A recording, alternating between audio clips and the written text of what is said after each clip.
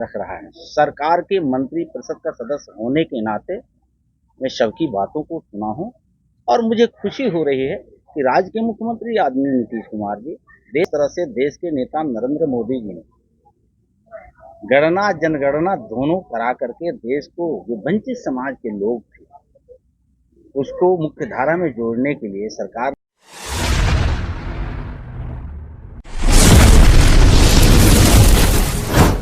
Media electronic media को हम अपने तरफ से धन्यवाद देना चाहता हूं। और आज के बैठक में आप देख ही रहे वर्मा कुमार बागी जी सफाई मजदूर सम्मेलन कर रहे हैं। उसमें काफी संख्या में मजदूर और सफाई कर्मी यहाँ उपस्थित हैं। मुख्य मांग है कि ठेका प्रथा सफाई कर्मी में खत्म किया जाए, नियमित इनकी रोजगार की व्यवस्था की जाए, राजनीतिक प्रतिनिधित्व इनको मिलना चाहिए। जो कमजोर समाज के खास करके अनुसूचित जाति में डोम और निस्तर समाज के लोग हैं वो काफी महरूम है, वंचित है राजनीतिक अधिकार से। और ठेकेदारी जो प्रथा है उससे कहीं ना कहीं समाज को आघात पहुंच रहा है। तो उसको खत्म करने के लिए समाज जागरूक होकर के अपनी मांग को रख रहा है। सरकार के मंत्री परिषद का सदस्य होने के नाते मैं सबकी बातों को सुना हूं और मुझे खुशी हो रही है कि राज्य के मुख्यमंत्री आदरणीय नीतीश कुमार जी, देश के नेता आदरणीय नरेंद्र मोदी जी कमजोर समाज में खास करके अनुसूचित जाति जनजाति पिछड़े अति पिछड़े लोगों के लिए अपने जीवन को उन्होंने समर्पित किया है। और जो समय समय से समाज की आवाजें आती है उस पर सरकार कदम उठाती है, निरंतर उसको दूर करके समाज को मुख्य धारा में जोड़ने का सरकार काम करती है। सरकार के तरफ से जो फैसले आए हैं स्वागत योग्य है। ये तो विरोधियों की अब भूलने का कोई औचित्य नहीं है। जिस तरह से देश के नेता नरेंद्र मोदी जी ने गणना जनगणना दोनों करा करके देश को जो वंचित समाज के लोग थे उसको मुख्य धारा में जोड़ने के लिए सरकार ने बहुत बड़ा फैसला लिया है। स्वागत योग्य कदम है, क्रांतिकारी कदम है। ये देश के तमाम समाज के लोगों ने देश के नेता नरेंद्र मोदी जी को कोटशः बधाई लोग दे रहा है। राज्य के मुख्यमंत्री जी के द्वारा बधाई दिया गया, देश के तमाम राज्य के राजनेता बधाई दे रहे हैं, कोटि कोटि बधाई सर्व समाज के लोग दे रहा है। ये स्वागत योग्य कदम है। ये कांग्रेस मजबूत उनको अपने गिरबान में झांकना चाहिए। पप्पू जी के पिताजी भी, जो मैं नहीं उन्हीं के लोग कहता है राहुल गांधी जी को पप्पू जी, उनके पिताजी भी देश के प्रधानमंत्री रहे, जीते जी तो कर नहीं पाए। उन्हीं की गलवहियां करने वाले बिहार में श्री तेजस्वी जी हैं। उनके माता पिता की भी सरकार रहे, उनके माता पिता कांग्रेस के गठबंधन में सरकार रहे। खुद को श्री तेजस्वी यादव जी कहते हैं कि 30 वर्षों की लड़ाई पूरा, 15 साल तो आपके माता पिता सरकार में रहे, 10 साल तो आपके वहां देश में प्रधानमंत्री मनमोहन जी के नेतृत्व में रहे, लेकिन आपने खुद को पूरा नहीं किया। किए हुए कार्यों को आप तालियां बजा रहे हैं तो बजाएं। देश की और राज्य की जनता जान रही है कि काम नरेंद्र मोदी जी ने किया है और आने वाले दिनों में देश की जनता जब जब लोकतांत्रिक तरीके से जवाब देने की आवश्यकता होती है तो राज्य का नेता नीतीश कुमार जी, देश का नेता नरेंद्र मोदी जी के साथ देश और प्रदेश की जनता खड़ी नजर आती है। लगातार पिछड़ जाति पर अत्याचार हो रहा है, इसकी अदालत है। देखिए, उसके लिए बहुत कड़ा कानून है। जो भी कमजोर समाज के अनुसूचित जाति जनजाति के वर्गों के साथ अन्याय अत्याचार होता है, त्वरित कार्रवाई होती है, FIR होता है, धरपकड़ होता है, जेल के सलाखों में डाला जाता है, उचित जो पीड़ित परिवार को मुआवजा होता है वो भी दिया जाता है। तो सरकार कहीं किसी अपराधी को संरक्षण नहीं देती है, संरक्षण देने वाली पूर्ववर्ती सरकार रही है। ये सरकार तो कहीं इस तरह की घटना होती है तुरंत थाना को FIR करने का निर्देश होता है, FIR होता है, उसको पीड़ित परिवार को मुआवजा देने का जो प्रक्रिया होती है वो पीड़ित परिवार को मुआवजा दिया जाता है। धन्यवाद। हमारा समाज गूंगा और बहरा है, बोलता नहीं, मुखर नहीं होता है। आज सरकार ने मुझे नामित करके और अनुसूचित जाति जनजाति कल्याण विभाग दिया है। आपको मालूम है, बताना चाहिए। मैं बाबा साहब अम्बेडकर के बताए रास्ते पर ही चल रहा हूं, तनिक भी इधर उधर नहीं जाता हूं। तो बाबा साहब का शिक्षा का था, पूरे बिहार में अनुसूचित जाति जनजाति आवासीय विद्यालय 91 चल रहा है, 17 अनुसूचित जनजाति के बच्चियों के लिए चल रहा है। और जब से मैं साल लगने जा रहा है, लगभग 40 स्कूल को प्रस्तावित किया, जिसमें 26 को पास हो चुका है अनुसूचित जाति आवासीय विद्यालय 1 क्लास से 11 तक इस समाज के बच्चे और बच्चियों को पढ़ने का, और तमाम सुविधाएं सरकार दे रही है। इतना ही नहीं, हम लोग को कोई चोट लग जाता है, कोई मार देता है, अपमानित कर देता है, घृणित नजरों से देख लेता है, उस पर भी सरकार ने एक्ट लगाया है।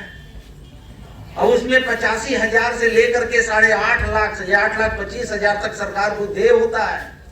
जान चली गई, कोई हत्या कर दिया तो 8,25,000 रुपये उस परिजन को मिलता है, पेंशन भी उस परिजन को मिलता है। ये सरकार ने व्यवस्था कर रखी है, यही सरकार। ये भी नहीं कि बहुत पहले से चाहिए, 2016 में ये एनडीए की सरकार माननीय मुख्यमंत्री नीतीश कुमार जी ने चलाया। स्वर्गीय सुशील कुमार मोदी जी उप मुख्यमंत्री थे कि कमजोर वर्ग को कोई अपमानजनक बात बोलता है, कोई निर्मम हत्या कर देता है, तो उस परिवार को 8,25,000 रुपया देय होगा। उस परिजन में जो कमाऊ सदस्य मरता है तो, और उस परिजन अगर नहीं है तो उसके परिवार में कोई व्यक्ति है तो एक सरकारी नौकरी के देने की भी प्रावधान है। कोर्ट में केस चल रहा है, वकील का फीस सरकार दे रही है। आप सबको तो मालूम होगा, मंच पर बैठे नेता हमारे,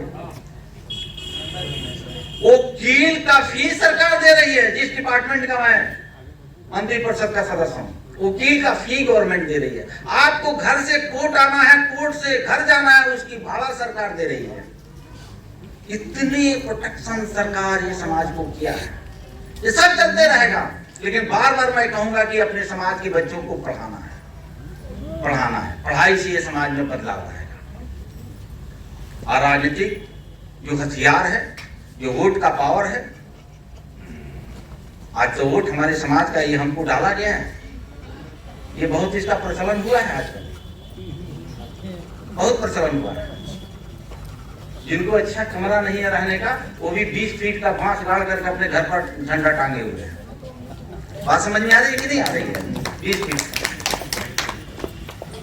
इधर मैं ज्यादा चर्चा करना नहीं चाहता हूं। ये शांति का प्रतीक है। ये नीला जो है ना, ब्रह्मांड का रंग होता है नीला, ये दुनिया का कलर है नीला, और ये शांति का प्रतीक है। इस पर कोई चुनाव चिन्ह नहीं है, लेकिन बाबा साहब अम्बेडकर जी ने जो ऐसा इशारा किया है ना, वो इशारा किया कि अगर पढ़े लिखे नहीं हो कोई गुनाह नहीं है, लेकिन आपके हाथ में एक और पावर दे करके मैं जा रहा हूं। उस पावर का नाम है क्या? वोट, मताधिकार। इसको गड़बड़ मत करना। और ये मताधिकार आपके हाथ में मिला, उसके लिए मैं कह दिया कि कोई शिक्षा की आवश्यकता नहीं है। वो 8वां पास है, 9वां पास है, 10वां पास है, निरक्षर है। कलेक्टर साहब को कितने वोट देने का अधिकार है? कलेक्टर साहब कितने वोट देते हैं? 1। रिक्शा चालक कितना वोट देगा? 1। राज्य का मुख्यमंत्री जी कितना वोट देंगे? 1। देश का प्रधानमंत्री कितने वोट देंगे? 1। और जो हमारा सफाई कर्मी जो बाथरूम का साफ कर रहा है, उसको कितना वोट देने का अधिकार है? 1। तो संख्या किसका ज्यादा है, धनवानों का कि सफाई कर्मियों का? फिर क्यों दशा हमारा ठीक नहीं? क्योंकि हम संगठित नहीं हैं। इसी मन से हमने सुना एक बात। कौन सी बात? आप सुने होंगे लेकिन ध्यान नहीं दिए होंगे। इसमें भी वर्गीकरण की बात हो रही है। हो रहा है कि नहीं? इसमें वर्गीकरण की बात हो रही है। तो वर्गीकरण हुआ तो हम एक है कि बट गए? बोलिए ना, बट गए। और ये कौन लोग कर रहा है? मैं खुल करके, ये तो समाज में चर्चा होनी चाहिए। हमारे ही बीच के नेता, जिन लोगों ने आपके हमारे बदौलत मैं यहां तक आया हूं, आसमान से उड़ के नहीं आया हूं। आपका मेहनत और परिश्रम और त्याग और तपस्या बलिदान के बदौलत जनक हमारे इधर खड़ा होकर के बोल रहा है, और आपके लिए बोल रहा है। आपके लिए इसको ये प्रतिनिधित्व मिला है। ये मिला है तो आपके लिए मिला है। और बहुत हमारे ही समाज का बेटा और बेटी है, जब इधर आता है तो वे लोग नारा लगाता है।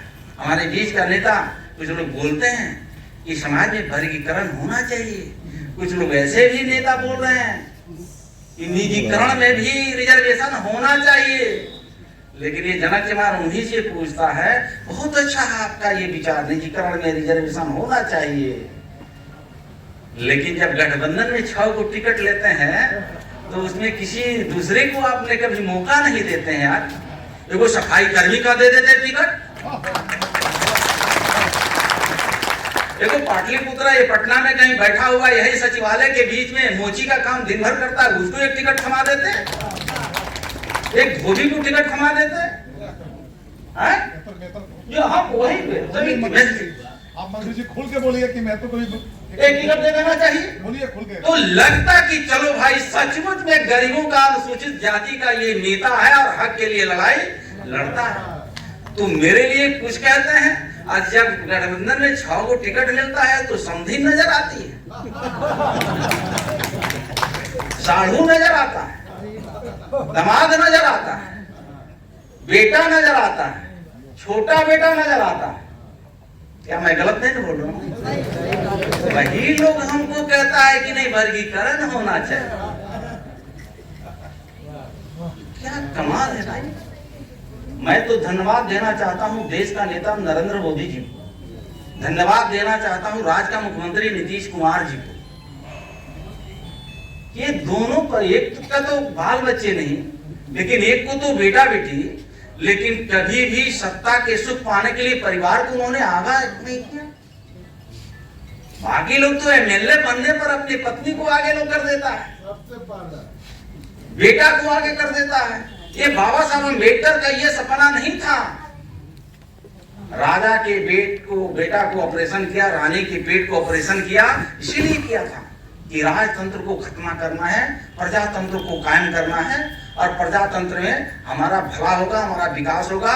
हम पढ़े लिखे नहीं भी हैं, अपने एक मत का प्रयोग करके एक अच्छे नेता का, अच्छे जनप्रतिनिधि का, अच्छे सरकार का निर्माण करेंगे। हमारे बारे में जो सरकार सोचती है, उस मंच से ये भी बात कहा गया कि पहली बार तो देखा गया देश का प्रधानमंत्री जी को सफाई कर्मियों को पैर को धोते हुए, सफाई कर्मियों को पैर को चूमते हुए, ये देश के करोड़ों करोड़ों कमजोर वर्ग के लोगों को आंसू को पोंछते हुए। तो साथियों हमको भूलना नहीं चाहिए, और आपकी जितनी मांगे हैं वो जायज है।